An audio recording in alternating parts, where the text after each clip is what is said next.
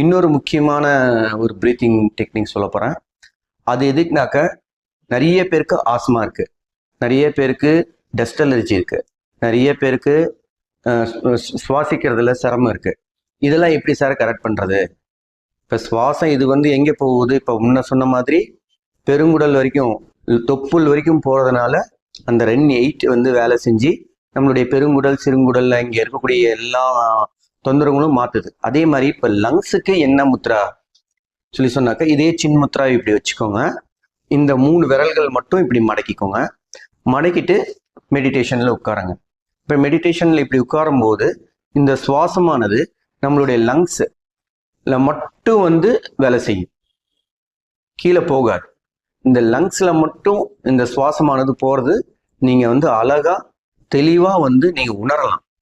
நீங்கள் மெடிடேஷனில் உட்கார்ந்து அந்த சுவாசத்தை கவனிக்க தான் அந்த உணர்தலுங்கிறது உங்களுக்குள்ளே வரும். சரிங்களா? சுவாசத்தை நீங்கள் கவனிக்காமல் இருக்கிற வரைக்கும் உங்களுக்கு அந்த கவனித்தலுங்கிறது வராது. சரிங்களா? இப்போ இந்த முத்திரையை இப்படி மடக்கிட்டு, சரிங்களா, நல்ல சுவாசத்தை நீங்கள் இழுத்து ஒரு 32 டைம்ஸ் உள்ளே நிறுத்தினீங்க சொன்னீங்கன்னா ஆட்டோமேட்டிக்லி இந்த லங்ஸ் ஃப்ரீ ஆகிடும். லங்ஸில் இருக்கக்கூடிய எல்லா தொந்தரங்களும் மாறிடும். ஆஸ்மாவே குணப்படுத்தும். நிறைய பேருக்கு செய்யவே முடியாது. நான் என்னுடைய எக்ஸ்பீரியன்ஸில் நிறைய பேர் உட்கார வச்சு ப்ராக்டிக்கலாக சொல்லி கொடுத்து அவங்கள செய்ய வச்சிருக்கிறேன். ஆனால் அவங்களால ஒரு 2-3 டைம்ஸ்க்கு மேலே அவங்களால செய்ய முடியல. பிகாஸ் அவ்வளோ அவங்களுக்குள்ள அந்த தொந்தரவுகள் இருக்குது. அது படிப்படியாக பண்ண ஒரு 15 டேஸ் 16 டேஸ் 17 டேஸ் ஒரு 15 டேஸ்க்கு மேலே அது அவங்களுக்கு அந்த வியாதி இல்லாமலே போயிடுது. முற்றிலுமாக கண்ட்ரோல்குள்ளே வந்துடுது. சரிங்களா?